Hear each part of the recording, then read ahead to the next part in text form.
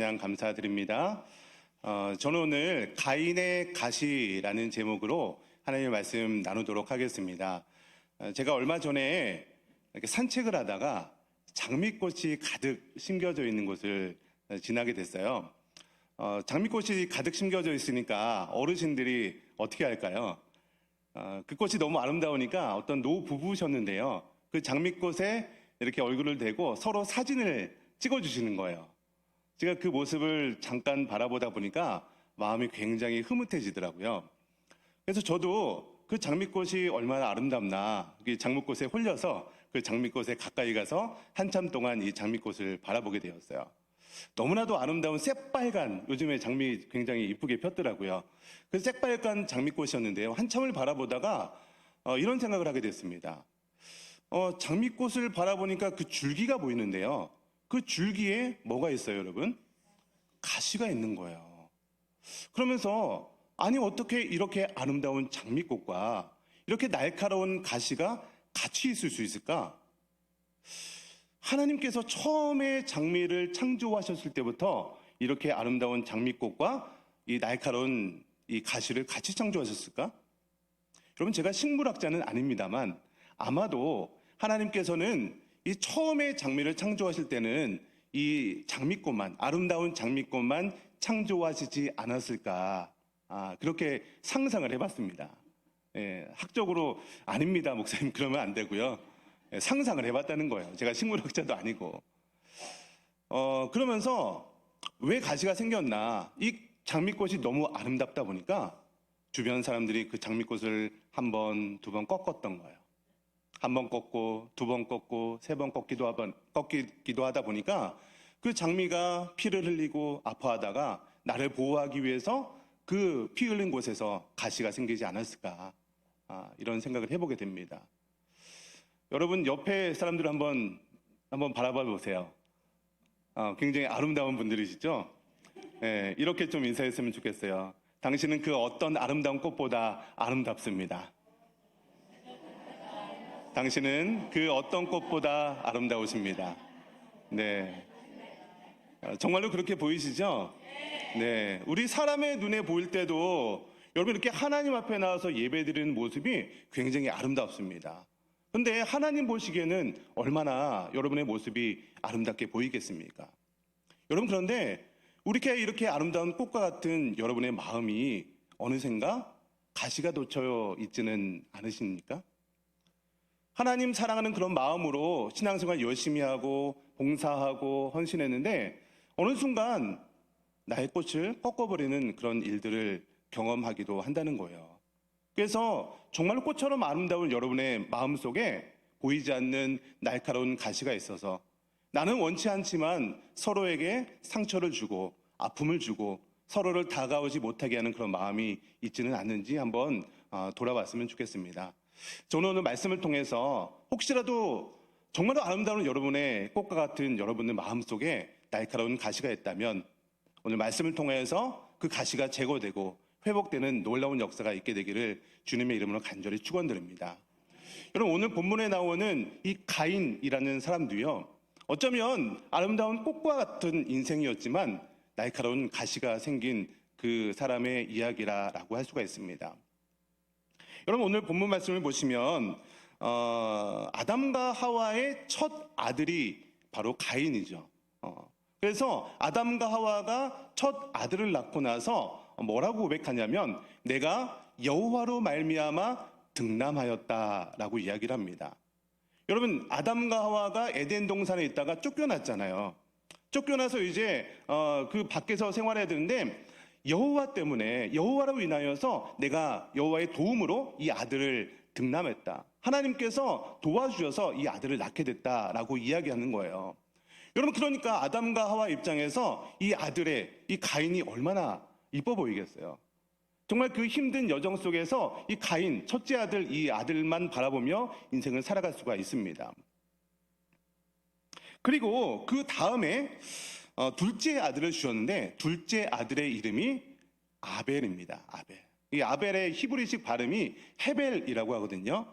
헤벨이라는 단어 아마 제가 예전에 전도서 설교할 때 한번 언급했던 단어이기도 한데요. 전도서에 보면은 헛되고 헛되니 헛되다 헛되다 나오잖아요. 그 헛되다라는 단어가 바로 헤벨이라는 단어예요. 그러니까 첫째 아들은요, 여호와로 말미암아 득남하였다라고 이렇게 정말 사랑을 듬뿍 받으면서 자라났던 아이가 이 첫째 아들 가인이었다면, 둘째 아들을 낳는데 그 아들의 이름이 헛됨이에요. 헛됨. 여러분, 그러니까 이 가정에서 첫째 아들 가인은요, 아마도 굉장히 사랑을 듬뿍 받으면서 자랐던 아이가 가인이지 않았을까. 근데 또 인생을 살아가 보다 보니까 둘째 아들을 주었는데 그 아들의 이름이 헛됨이었다는 거예요. 여러분, 그러니까 어떻게 보면요, 이 가정에서 가인이 주는 그 영향력은 실로 대단했던 것이죠. 그리고 이제 가인과 아벨은 각자 주신 은사대로 직업이라고 할까요? 이 가인은 농사를 짓고 아벨은 양을 치게 되었습니다. 아마도 이때까지는 뭐 이 가정에 큰 아픔 없이 그래도 나름대로 안정적인 가정을 이루지 않았을까 생각을 해보게 됩니다. 그런데 3절을 보시면 뭐 어떤 단어가 나오냐면 세월이 지난 후에라는 단어로 시작을 하게 되죠. 이 세월이라는 게 어느 정도 지났는지 정확하게 알 수는 없습니다. 그리고 그동안에 어떤 일이 일어났는지 정확하게 알지도 못합니다. 그런데 성경은요, 갑자기 그들이 드린 제사의 문제를 언급하기 시작합니다.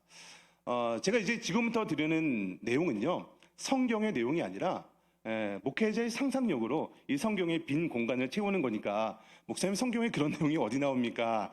이렇게 하시면 안 되고요. 이 성경에는요, 모든 내용을 기록한 게 아니라 정말 구원에 필요한 내용, 이 내용만 선별해서 기록하다 보니까 이 중간에 상상력을 동원할 필요도 있습니다. 여러분, 오늘 본문 3절에서 처음 제사가 언급되고 있잖아요. 그렇다면 여러분, 그 전에는 세월이 지난 후에라고 나왔잖아요. 그렇다면 그 세월이 얼마나 지났는지 모르겠는데 그 사이에는 제사를 전혀 드리지 않았을까요? 처음 들어보는 얘기죠. 제 이단은 아니고요. 제가 그래서 상상력이라고 말씀드리는 거예요. 아마도 가인과 아벨의 아빠, 엄마가 누구죠, 여러분? 제가 어려운 질문은 안 드린다고 했잖아요. 반대로 갈까요? 아담과 하와의 아들이 누구예요? 그러면 가인과 아벨의 엄마, 아빠가 누구죠? 아담과 하와죠. 아담과 하와는요, 에덴 동산에서 하나님과 동행했던 사람이에요. 그렇죠? 그러니까 당연히 아담과 하와가 에덴 동산을 쫓겨났을지라도 분명히 저는 어떠한 방법으로든 하나님을 찾는 제사라고 표현할까요? 어떤 방법으로든 하나님을 만나는, 우리는 예배라고 하겠죠? 그런 거 당연히 드리지 않았겠습니까? 그리고 아빠 엄마가 아담과 하와라니까요. 그 자녀들도 아마도 어떤 형식인지 모르겠지만 제사를 드렸을 것만 같습니다. 목회자의 상상력입니다. 이단 아닙니다. 이렇게 제사를 드렸는데 오늘 본문에서 왜 특별히 세월이 지난 후에 드리는 제사를 언급하고 있을까요? 세월이 얼마나 지났는지 모르겠습니다. 1년, 2년 지났을까요? 한 30년 지났을까요? 한 100년이 지났을지 모르겠습니다. 왜냐하면 당시 우리가 지금 갖고 있는 시간 개념과 아담과 하와 시대의 시간 개념이 좀 다를 수가 있어요. 물론 24시간이 다르다는 얘기가 아니라 아담이 몇 세에 죽었냐면 아십니까? 930세에 죽었어요. 우리는 100 몇 세에 사시면 이렇게 장수하시는 거잖아요. 그러니까 이 세월이 지난 후에가 몇 년인지 정확히 알 수는 없습니다. 그러나 어느 정도 시간은 지난 것 같아요. 근데 그 세월이 지난 사이에 분명히 어떤 제사를 드리면서 세월이 지났을 거예요. 근데 그 세월이 지난 사이에 꽃과 같았던, 정말로 그 가정에서 잘 지냈던 이 가인의 마음 가운데 뭔가 가시가 생기는 일이 있지는 않았을까요? 분명히 그 가인의 마음 가운데 하나님을 찾고 예배 드렸을 것입니다. 그때는 문제가 없었을 거예요. 근데 오늘 3절 말씀에 세월이 지난 후에 드리는 제사에 대해서 언급했다는 것은요, 분명히 그 전에도 제사를 드렸지만 이 세월이 지난 이 사이에 뭔가 가인의 마음에 문제가 생긴 거예요. 그래서 오늘 드려지는 그 제사를 통해서 이 제사를 받지 않으셨던 것을 굳이 언급하고 있는 것입니다. 분명히 이 세월이 지난 사이에 가인의 마음에 가시가 생겨서 그 가시로 인해서 하나님과의 관계가 문제가 생겼던 것입니다. 가인은 농사를 짓는 자였기 때문에 당연히 땅의 소산으로 제물을 드렸습니다. 그리고 아벨은 양을 치는 자였기 때문에 당연히 양으로 제사를 드렸습니다. 그런데 문제는 하나님께서 아벨의 제사는 받으셨는데 가인의 제사는 받지 않으셨다는 겁니다. 오늘 성경은요, 그 이유가 무엇인지 정확하게 말해주고 있지는 않습니다. 분명히 동일한 제사는 드렸는데 우리가 보기에 다른 것은 단지 그들이 드린 제물의 종류가 다른 것밖에 보이지 않습니다. 여러분, 그렇다면 그들이 드렸던 그 제물 자체가 문제가 있었던 걸까요? 여러분, 만약에 그렇다면 하나님께서는 어떤 우리의 직업도 어떤 문제가 있을 수 있는 거고요. 분명히 하나님께서, 신실하신 하나님께서 드린 제물 때문에 그들의 제사를 받지 않으셨다고 한다면 뭔가 이해되지 않는 부분이 많이 있습니다. 여러분, 그리고 제사를 받으시는 분은 누구죠? 하나님이 받으시는 거잖아요. 제사를 드린 사람이 할 수 있는 것은요, 정성껏 준비해서 제사를 드리는 것까지만 제사 드리는 자가 할 수 있는 거고요. 그 제사를 받을지 받지 않으실지는 받으시는 분, 바로 하나님께서만 정하실 수 있는 것입니다. 여러분, 그래서 우리가 오늘 본문에서 주목해야 될 부분은 그들이 드린 제물이 아니라 바로 가인의 반응이라는 거예요. 가인은 하나님께서 그의 제사를 받지 않으시는 것을 보고 어떻게 반응했습니까? 몹시 분하여 안색이 변했다라고 기록을 하고 있어요. 여러분, 사람이 언제 몹시 분하고 안색이 변하게 될까요? 내가 뭔가 막 원하는 게 있어요.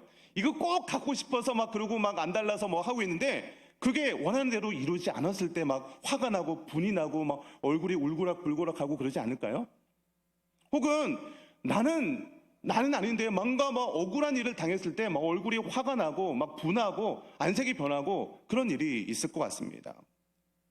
여러분, 이런 여러 가지 상황들을 종합해 보면 모든 것들이 나 중심으로 생각했을 때 이렇게 안색이 변하고 몹시 분한, 화가 나는 반응이 일어나는 것 같습니다.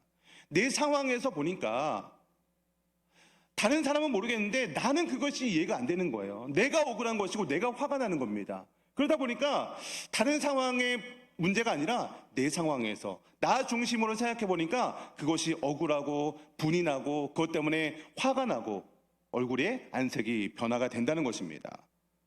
여러분, 그래서 이런 사람들의 특징이 무엇이냐면 하나님이 그들의 삶의 주인이 아니라 내가 내 삶의 주인인 사람들에게 나타나는 주된 반응이라는 거예요. 하나님의 통치에 순종하는 사람이 아니라 내가 원하는 삶을 살아가는 사람들에게 나타나는 주요한 반응이라는 거예요.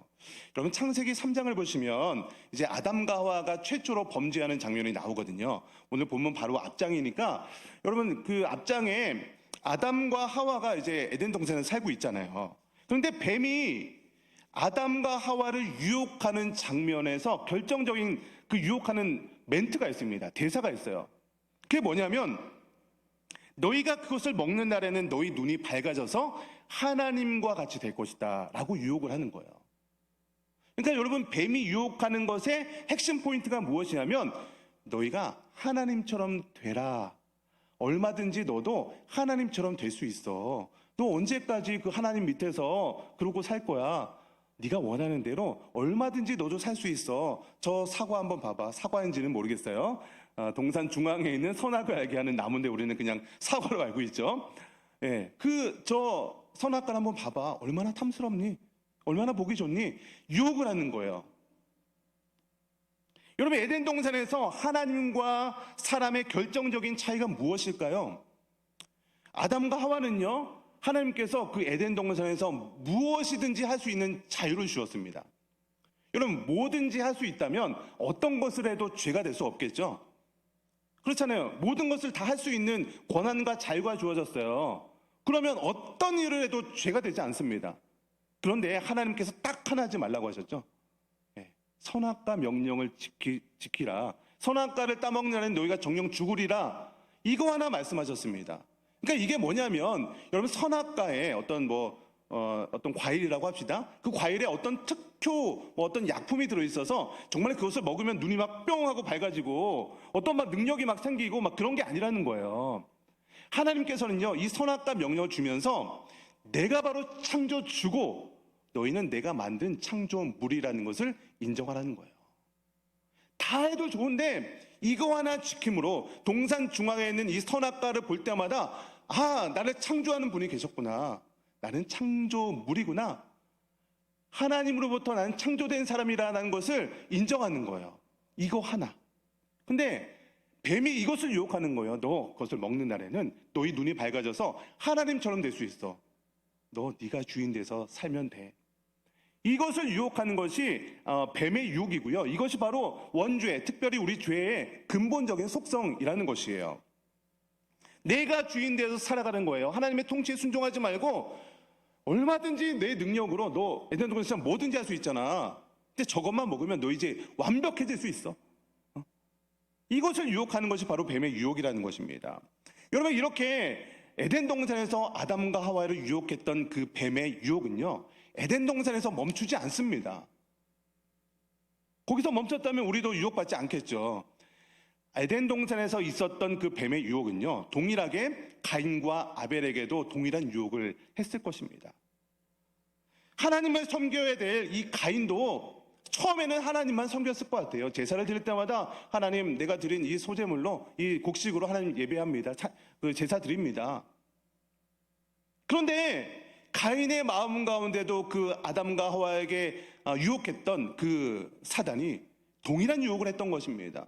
내가 이것을 먹는 날에는 내가 하나님처럼 될 것이다. 내가 마음대로 할 수 있다. 내가 주인 되어서 살 수 있다. 그 마음을 가인의 마음 가운데도 유혹을 했다는 것입니다.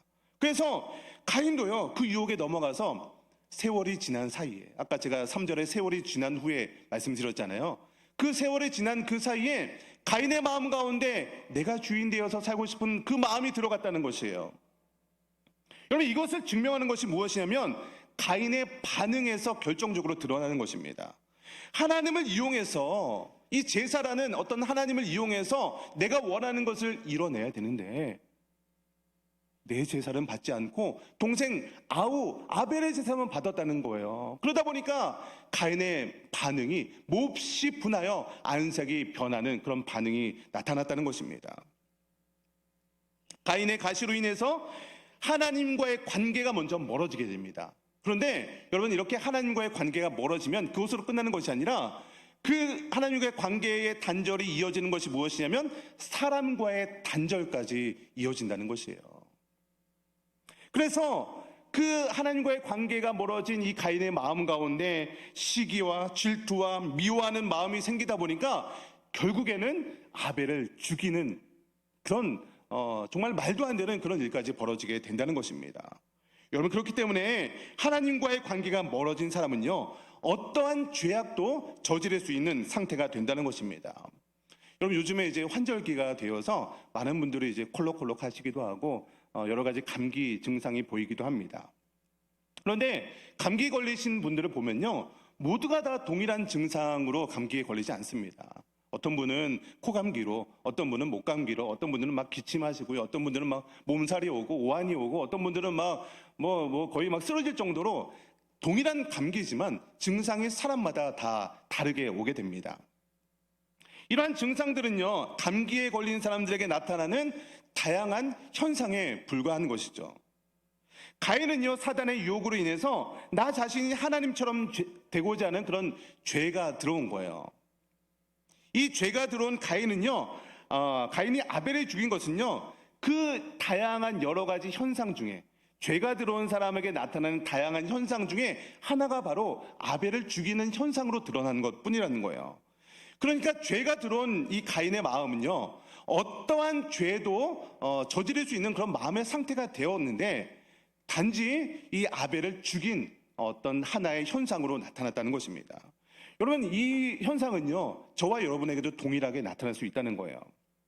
우리가 하나님과의 관계가 단절되면 저와 여러분의 마음 가운데도 뭔가 보이지 않는 날카로운 가시가 돋아날 수 있다는 것입니다. 그래서 이미 어떠한 죄도 지을 수 있는 그런 상태가 어떻게 보면 저와 여러분에게도 그런 상태가 되어 있다는 것이에요. 물론 여러분, 우리가 가인처럼 아벨을 죽이는 어떤 심각한 죄를 저지르지 않을 수는 있습니다. 여러분, 그러나 우리가 정말 우리 주변에 있는 사람들 미워하고 뒷담화하고 시기하고 질투하고 이런 마음 생기지 않습니까? 여러분, 하나님께서는 우리 마음속에 있는 이러한 증상들, 가인에게는 그 다양한 증상들 중에 단지 살인을 했다는 그런 현상이 나타난 것이고요. 우리는 단지 살인은 하지 않았지만 우리 마음 가운데 사람을 미워하고 헐뜯고 이간질하고 그런 마음이요, 우리 마음 가운데 있는 가시로 인해서 나타나는 현상이 될 수 있다는 것입니다. 여러분, 이러한 마음을 하나님께서 성경에서는 뭐라고 얘기할까요? 요한일서 3장 15절, 제가 자막을 준비했는데 함께 읽어보도록 하겠습니다. 시작.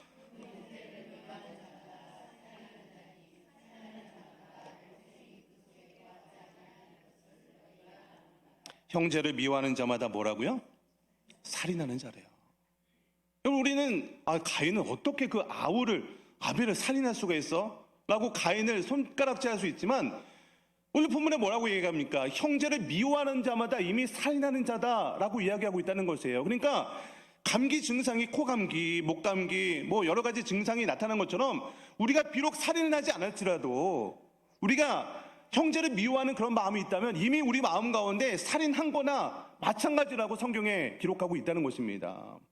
이런 마음을 가지고 우리가 예배를 드린다면 가인의 제사를 받지 않으신 하나님께서 우리의 예배, 우리의 제사는 받으시겠냐는 겁니다. 여러분, 마태복음 5장 23절, 24절 말씀도 한번 같이 읽어봤으면 좋겠는데요. 마태복음 5장 23절, 24절 같이 읽겠습니다. 시작.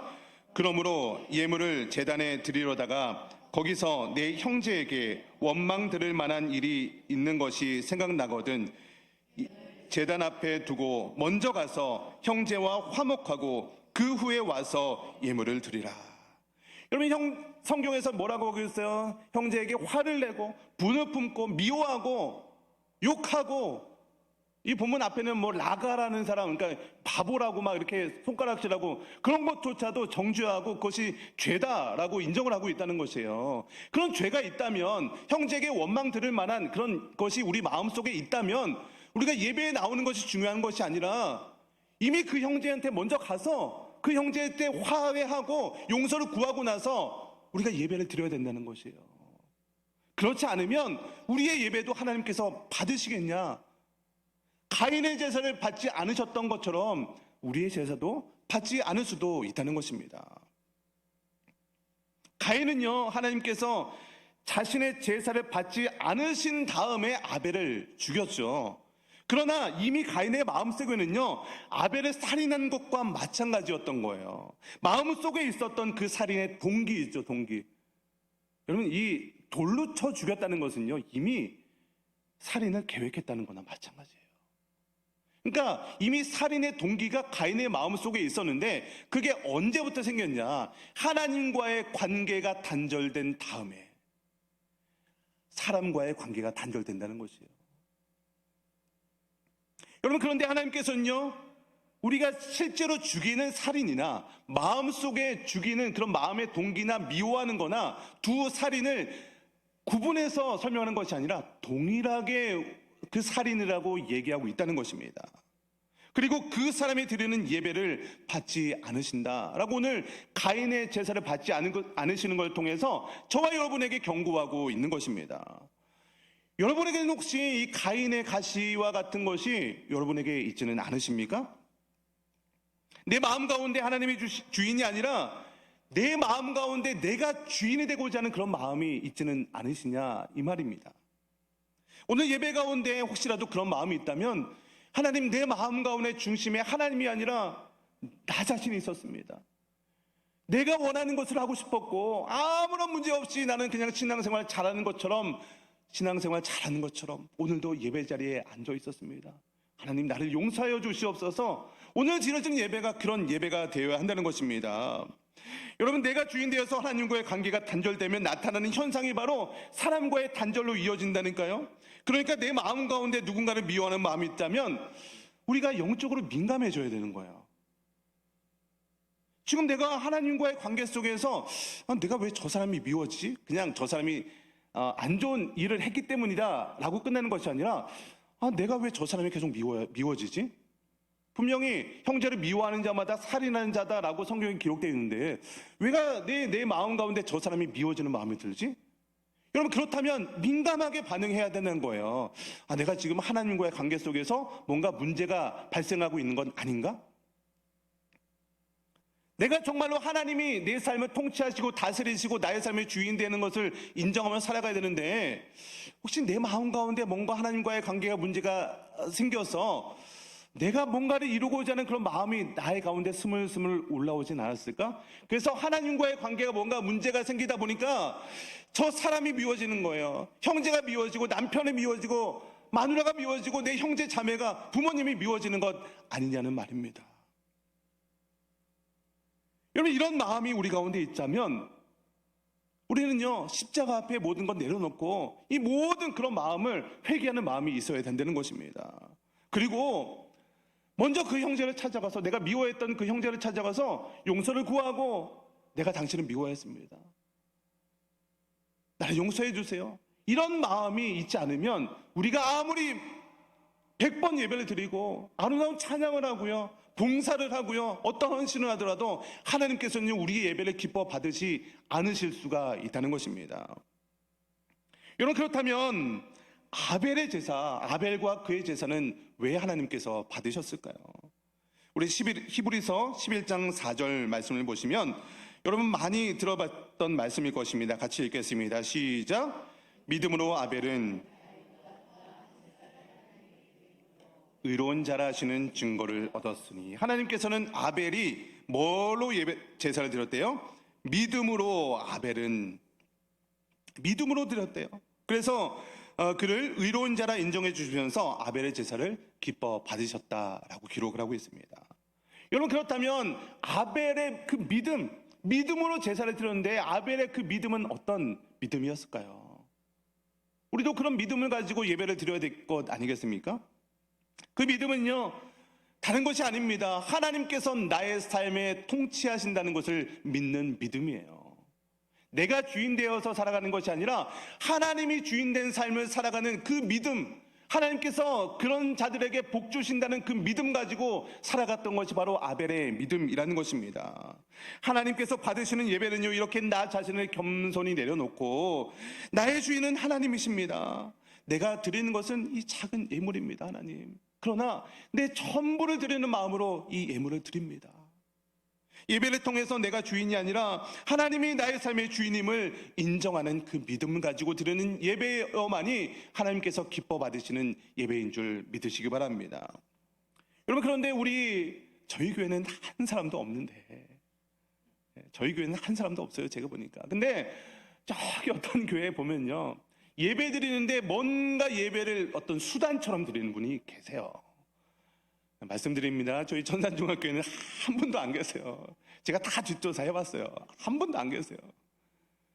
근데 어떤 성도님들 가운데는요, 내가 이 정도 예배 드렸으니까, 새벽 예배 한 번도 안 빠졌으니까, 오늘처럼 수요 예배도 드리고 금요기도에 헌금도 내가 얼마나 하는 줄 알아? 나는 10의 1조가 아니라 10의 2조를 해. 내가 봉사를 하면 내가 1등이야. 이렇게 내가 봉사도 하고 예배도 드리고 헌신도 하는데 하나님, 내 소원 들어주셔야겠죠? 네? 2023년도 가기 전까지입니다. 막 하나님한테 협박도 해요. 기간까지 막 정해주면서. 심지어 내 소원을 들어주지 않으면 화를 내기도 합니다. 하나님, 어떻게 내가 이렇게 예배드리고 내가 이렇게 기도했는데 어떻게 내 기도를 들어주지 않습니까? 여러분, 왜 서운해 할까요? 왜 화가 날까요? 벌써 마음의 동기가 다른 데 있는 것 아닐까요? 여러분, 내가 원하는 것을 얻어내기 위해서 하는 종교는요, 세상에도 세도 셌습니다. 얼마든지 있어요. 우리 전통적으로 내가 원하는 것을 이루기 위해서 치성을 드리기도 하죠. 새벽마다 정한수 떠놓고 치성 드리잖아요. 얼마나 그 정성 다하는지 모릅니다. 요즘에 우리 어디 가면서 어떤 권사님하고 얘기하는데, 예전에 우리 어르신들 치성 드리는 거는요, 우리 예배하고는 비교도 안 할 정도로 정성을 그렇게 드리는 거였죠. 여러분, 어떤 무당한테 복채 내는 그 복채 비용이 얼마 정도 되는 줄 아십니까? 아시는 분은 회개하세요. 몰라야 정상입니다. 예. 100단위 뭐 500, 뭐 비슷한, 뭐 모르겠어요. 저는 한 번도 그거 안 해봐서 얼마인지 모르겠어요. 엄청난 액수를 복채로 낸다고 하더라고요. 뭐 귀신 씌운 사람 뭐 닭도 타고 뭐 장난 아니래요. 예. 이쪽 수상해요. 이쪽 수상해요. 세상의 모든 종교의 공통점은요, 전부 내가 원하는 것을 이뤄내기 위해서 신을 이용하는 겁니다. 그렇죠? 그것이 바로 우상숭배죠. 우상숭배의 특징은요, 내가 원하는 것을 이루어지지 않으면요, 신도 바꿔버릴 수 있어요. 이 신이 용하지 않다고? 그럼 다른 신 찾아가면 되죠. 예. 어차피 그 신을 섬기기 위한 것이 목적이 아니에요. 내 소원을 들어주는 것이 목적이기 때문에 그 신 따위는 소용없습니다. 필요 없어요. 얼마든지 버릴 수 있는 것이 우상숭배의 특징이라는 거예요. 여러분, 그러나 진정한 복음은요, 하나님께서 나의 삶을 통치하시고 다스리심을 믿는 거예요. 내가 주인 되어서 내 마음대로 사는 것이 아니라 하나님이 주인됨을 인정하며 살아가는 겁니다. 나의 삶의 주이신 하나님께서 나를 가장 좋은 길로 인도하실 거야. 지금은 비록 어렵고 힘든 기간을 거치고 있지만 분명히 하나님께서 이 기간을 연단을 통해서 나를 성장시키고 나를 가장 좋은 길로 인도하실 거야. 하나님께서는요, 우리를 연단시키실 때 때로는 말도 안 되는 방법으로 우리를 시험하기도 합니다. 여러분, 창세기 22장을 보시면 아브라함이 아들 이삭을 바치라고 하나님께서 명령하시는 거예요. 여러분, 이게 이성적으로 말이 되는 명령입니까? 말도 안 되는 거잖아요. 근데 아브라함이요, 그 아들 이삭을 바치기 위해서 모리아산으로 올라가는 거예요. 아들이 물어봐요. 아버지, 재물은 어디 있습니까? 하나님께서 예비하실 거야. 올라가는 거예요. 그냥 올라가서 이삭을 이 제단에 묶어놓고 이 이삭을 잡기 위해서 칼을 높이 드는 순간 이미 아브라함은요, 이삭을 바친 거나 마찬가지예요. 안 죽였죠. 안 죽였죠. 그러나 올라가서 이미 칼을 드는 순간 이삭을 바친 거나 마찬가지 아닙니까? 하나님께서 이제 급해지는 거예요. 아브라함아 이렇게 말이 꼬여요. 급하니까 말이 꼬여요. 아브라함아.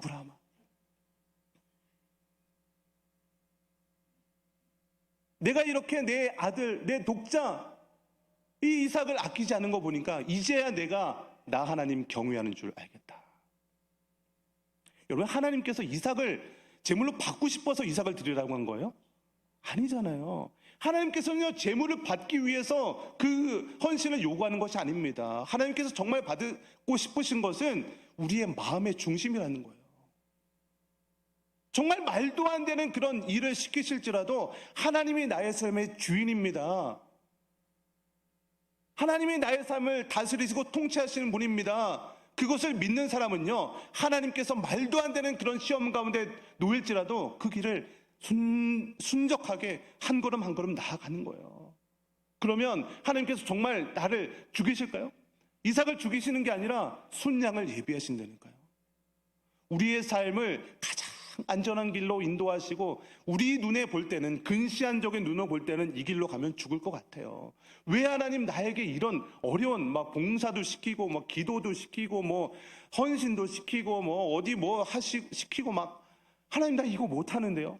막 시키실 때가 있어요. 왜 그러실까요? 하나님께서 여러분 골탕 먹이려고요? 하나님께서 뭐 여러분 갖고 있는 그 재물 받으시려고요? 그게 아니라는 거예요. 하나님께서 우리를 다스리시고 통치하심을 믿는 사람은요, 우리의 머리로 우리의 마음으로 이해가 되지 않을지라도 그 길에 순종하는 거예요. 하나님께서 원하시는 것은 우리의 마음이니까요. 우리의 재물이 아니라 우리가 드려지는 것은요, 하나님 볼 때는요, 그건 아무것도 아니에요. 하나님께서 원하시는 것은 가인의 재물이 아니었다는 것입니다. 가인을 통해서 가인이 드려지는 어떤 마음으로 가인이 제사를 드리는지 그 마음을 받고 싶으셨다는 것입니다.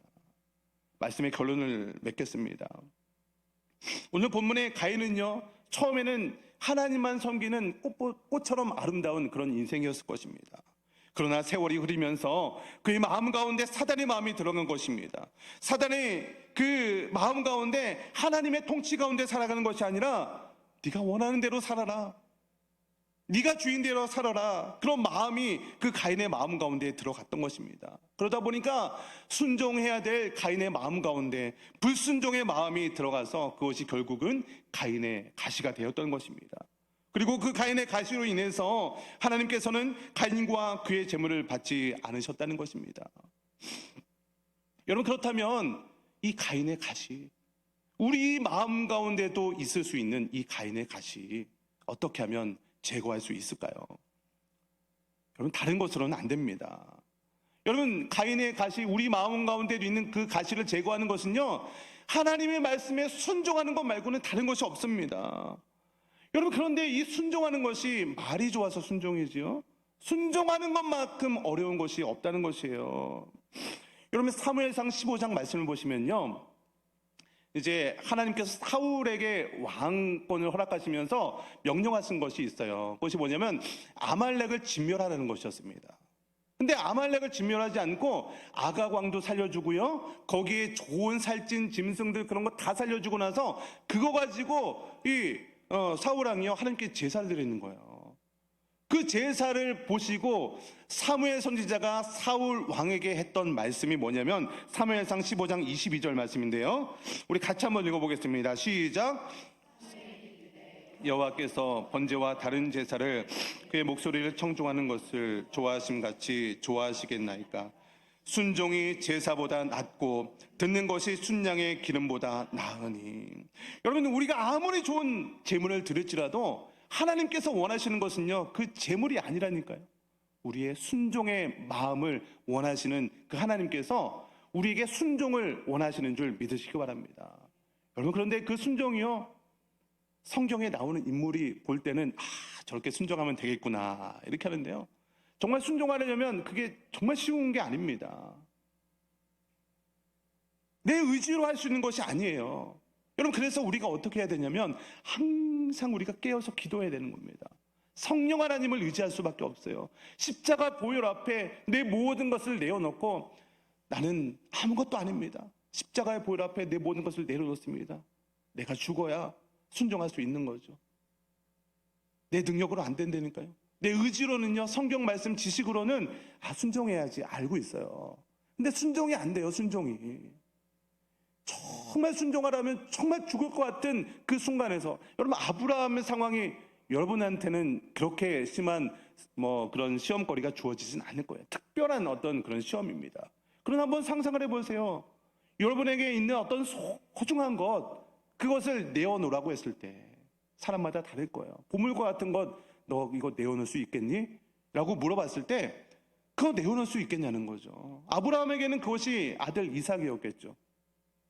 사람마다 다를 것입니다. 그거 내어놓으라고 했을 때 정말로 그 말씀에 순종해서 내어놓을 사람이 얼마나 되겠냐는 것입니다. 여러분, 하나님께서 저와 여러분에게 원하시는 것은 하나님이 나의 삶의 주인이셔서 내가 정말 이렇게 보물처럼 생각하는 것을 내어놓을지라도 하나님께서 가장 좋은 것으로 주실 것이다. 아브라함에게 순양을 예비하셨던 것처럼 나에게 가장 좋은 것을 예비해 주실 것이다 라는 믿음인 줄 믿으시기 바랍니다. 여러분, 이제 딱 한 달 후가 어떤 날이냐면, 어떤 날일까요? 딱 한 달 후, 오늘이 10월 18일입니다. 네. 어떤 날이죠? 네. 11월 19일. 네. 11월 19일이 어떤 날이에요? 온가족 축제. 여러분, 아까도 광고 시간에 잠깐 말씀드렸지만 이번 주일날 이제 내가 복음을 전할 VIP를 작정하는 시간이 있습니다. 그런데 VIP 명단을 작성하시기 전에 우리가 먼저 해야 될 일이 있는 것 같아요. 과연 내 안에 있는 가시가 무엇인가? 내 안에는 어떤 가시가 있는가? 여러분, 우리 마음 가운데 겉으로는 아름다워 보이고 화려해 보이고 순종하는 것처럼 보이고 이렇지만 여러분의 마음 가운데 날카로운 가시가 아직도 돋아나 있지는 않으십니까? 날카로운 가시가 있는데 VIP들이 오면, 가까이 오면 어떻게 되겠어요? 날카로운 가시가 있는데 가까이 오면 찔리지 않을까요? 그 가시로 인해서 상처받게 되지 않을까요? 만약에 그렇다면 어렵게 용기 내서 다시 돌아왔던 그 VIP들이, 가족들이, 한동안 교회 나오지 못했던 분들이 변한 게 없구나. 똑같네. 더 큰 상처를 받고 떠나가지는 않을까요? 내 안에 있는 그 가시 때문에. 여러분, 그래서 우리가 VIP 명단을 작성하기 전에 우리가 먼저 해야 될 것은 내 안의 가시가 무엇인지. 여러분, 가시가 생기는 원인이 가장 큰 게 하나님과의 관계의 단절이 먼저라고 말씀드렸습니다. 그 관계의 단절로 인해서 사람과의 관계가 단절되는 거죠. 우리 마음 가운데 혹시라도 하나님과의 관계가 뭔가 문제가 없는지 내 신앙을 먼저 돌아봐야 될 줄 믿습니다. 그래서 혹시라도 여러분 마음 가운데 정말 하나님이 내 삶의 주인이 되어 있지 않다면, 하나님보다 내가 더 사랑하는 것이 있다면 이 시간 기도하는 가운데 회개하는 그런 역사가 임하게 되시길 축원드립니다. 그리고 여러 가지, 두 번째로 해야 될 것은요, 여러 가지 이유로 관계가 깨어지는 사람들이 있을 수 있어요. 가족이 되었건 친척이 되었건 혹은 우리 성도님이었다가 어떤 문제로 인해서 관계가 깨어졌든 간에 관계가 멀어져서 1년을 연락 안 했던, 10년을 연락 안 했던, 가족 간에는요 그런 사람들이 많이 있다고 하더라고요. 관계가 깨어져서요, 같은 가족인데도 연락도 안 하고 있는 그런 가족들도 많이 있는 거죠. 그런 가족이 있다면 내가 먼저 나는 잘못한 게 없다고 생각을 하고 있어요. 그러나 내가 먼저 찾아가서, 내가 먼저 연락해서 내가 잘못했습니다, 그분의 손을 잡으면서 그동안 어떻게 지냈었어요? 그분을 안아주면서 그냥 꼭 안아주기만 해도요, 아마 그분도 알 거예요. 서로의 관계 속에서 문제가 있었는데 용기 내서 나를 찾아와 줬구나. 다른 말 할 필요도 없습니다.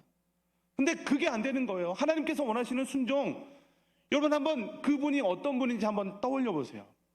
여러분 가족 중에 그런 분들이 계십니까? 친척 중에 계십니까? 아마 한두 명은 다 있을 거예요. 그런 분이 있다면 하나님께서 순종하라고 하니까 나는 잘못한 게 정말 없다고 생각해요. 분명히 그 사람이 잘못했어요. 그런데 우리 마음 가운데 예수 그리스도의 보혈이 있다면, 그 복음이 우리 가운데 진짜라면 내가 먼저 찾아가야 되는 거예요. 그게 바로 나는 아니라고 생각할지라도 내가 그분께 찾아가는 것이 진정한 순종의 첫걸음인 줄 믿으시기 바랍니다. 그래서 그동안 연락 못 하셨던 분들이 계신다면 용기 내어서 여러분들 문자 한번 보내보시고 전화 한번 드려보시고 그냥 사과 박스 하나 사가서 한번 찾아가 보세요. 그것이 바로 진정한 순종인 줄 믿습니다. 잠시 기도하고 오늘 예배를 마치고자 하겠습니다. 제가 잠시 기도하겠습니다. 참 좋으신 아버지 하나님,